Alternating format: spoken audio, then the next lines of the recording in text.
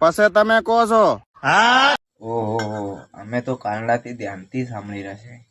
એવું છે, તું થોડો લવડા તારી માપમાં રહેજે. જીઓનો ટાવર અને ઠાકોરનો પાવર ગમે તે જગ્યાએ જો ફૂલ જ જોવા મળશે. ગાંડમે આવીને ઊંધો ઠોકી. તો અમુક લોકોને મક્ખી મારવાની ઓકાત નથી એ હું એમ અને આદિવાસીને મારવા નીકળે છે. પણ અલ્યા અમારે કોઈને નથી મારવા. બનાસકાંઠાના ઠાકોરનું નામ લેશો જ ને. શું કામ? આદિવાસી છે ને વિક્કેભાઈ ભુરિયાએ અમને ફૂલ આર્ડર દઈ દીધો છે. શું બોલવું છે? મજા હરફ જગાડો છો. તો બેટા એના માટે હે ને ગાંડમાં સાણ હોવું જોઈએ, સમજ્યો? ગાંડમાં સાણ. તારી ગાંઠમાં એટલું બધું સાણ હોય તો જે ઓલા એક બે જણા વિરોધ કરે રહ્યા છે તારા સમાજનો, અહીંયા જઈને હોહરો પડ પરો કન. આ બાપનું નામ શું કામ લે?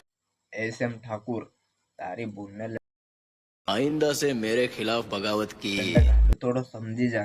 હું તો હમો તારા સમાજને સપોર્ટ કરતો હતો. આદિવાસી સમાજની જય. બધા આદિવાસી નહીં તો બાકી અમે આદિવાસી છે ને, આદિવાસી ઉપર કોઈનું બાપનું રાગ નથી છે બાકા. ને મારા તરફથી ફૂલ સપોર્ટ. પણ આ હુરે મળ્યો છે, આ નંગને સમજાઈ જો કે મારું નામ ના લે. એવું છે, પછી તે તને ગુજરાતમાં આવીને ઠોકવાનો છે બેટા, ધ્યાન રાખવાનું છે. મારું મગજ હાવ ટટુ મગજ છે. ટટુ મગજ ને હું માણસ છું પાછો. ખબર નહીં.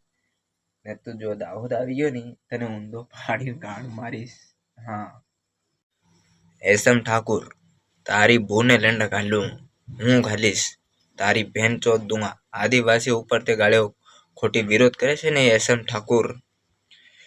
બધા ઠાકુરોને હું ગાળ્યો નથી કાઢતો, ખાલી એસએમ ઠાકુરને બોલું છું. બાકી જેટલા બી મારા ઠાકુર સમાજના મારા મિત્ર છે, કોઈને નથી ગાળ કાઢતો હું. ખોટી કમેન્ટ ના કરતા હો.